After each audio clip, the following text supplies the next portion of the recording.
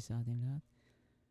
Ngayon yung ipapakita ko sa inyo yung mga basic at saka main ko ng mga ginagamit ko sa pag-record ng songs, okay? Parinig ko muna sa inyo yung song ko sa Spotify. Dito ko lang yan ginawa. Okay, itong nasan na.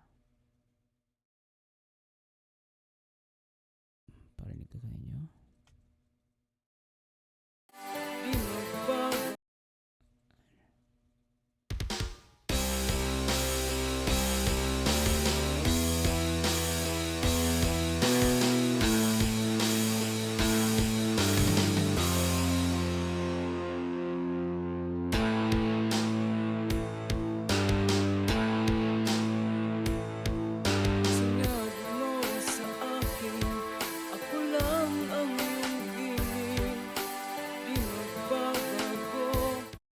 Okay, bali, yan, record ko lang itong mga software na ipapakita ko sa inyo.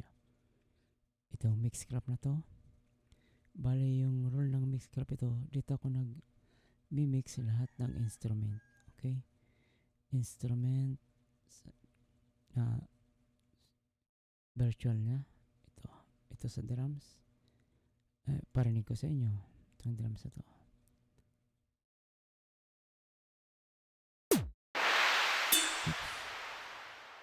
Dito na.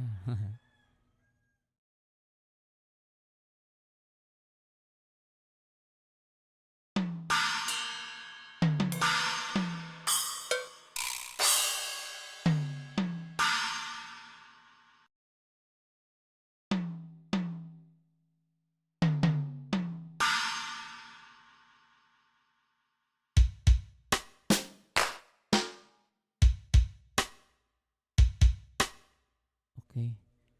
Drums. Tapos, sa bass, dito rin ako nagbe-bass.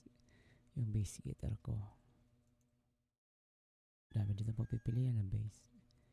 Yung ginagamit ko dito na bass, itong acoustic bass niya.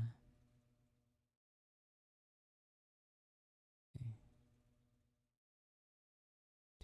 Bass. Ano yung acoustic bass? Ito ginagamit ko rin ito minsan. Acid bass.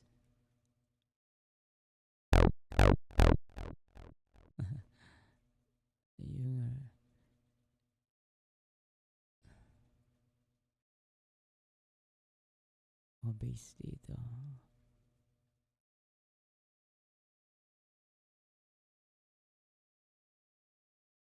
Tapos sa gitara, hindi ako dito ginagamit. Hindi ko ginagamit yung gitara dito. Yung ginagamit ko sa gitara, dito. Ito siya. Pangalawang ginagamit ko na application. Parinig ko sa inyo. Tunog nito. Okay, yan pa.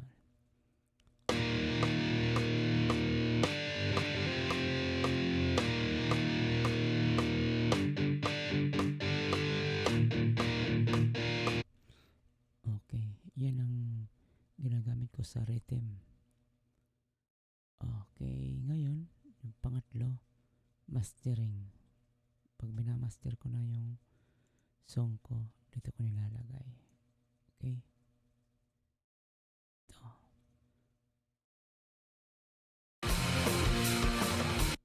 Ito siya.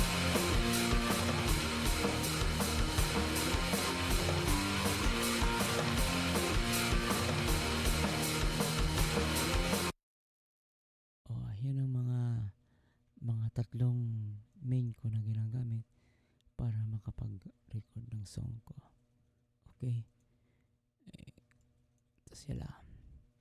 Ngayon, meron din naman itong mga plug-in na para mag-mix paganda yung tunog ng gitara ko at saka drums.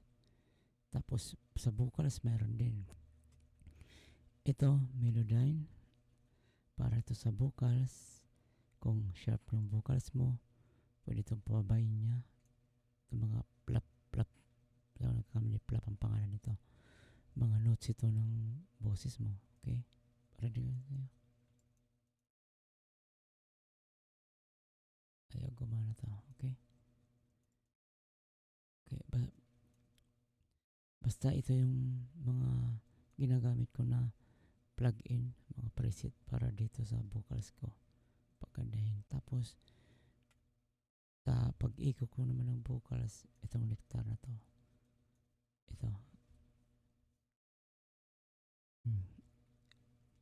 Ito yung gamit para sa vocals. So, EQ, compressor, reverb, kompleto to. Exclusive lang ito para sa mga sa vocals niya. Okay, yung sunod naman itong neutron. Ang gamit nito, meron na ditong sarili niyang artificial intelligence. Papasok mo lang siya dito and then papakinggan niya dito. Tapos lalabas na siya dito ang resulta. Papaganda niya yung tunog, yung gitara, drums, saka bass. Okay? Ito yung gamit ito. Malaking pakinabang ito sa akin kasi tinutulungan na ako nito para hindi na ako mahirapan mag-mix. Okay? Tapos, neutron, nectar, melodyne, yung mga, mga main ko na ginagamit. Tapos, ito pang isang preset na to. Yung tonal balance. Ito.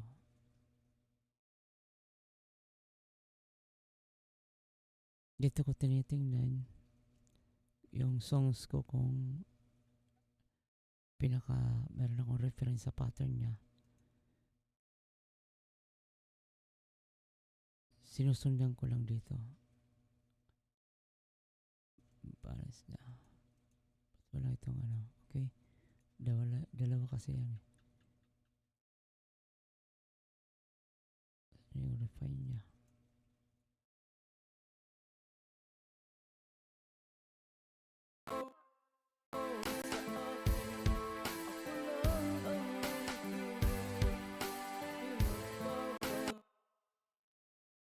Yan ang mga main ko na ginagamit para sa ito, tonal balance.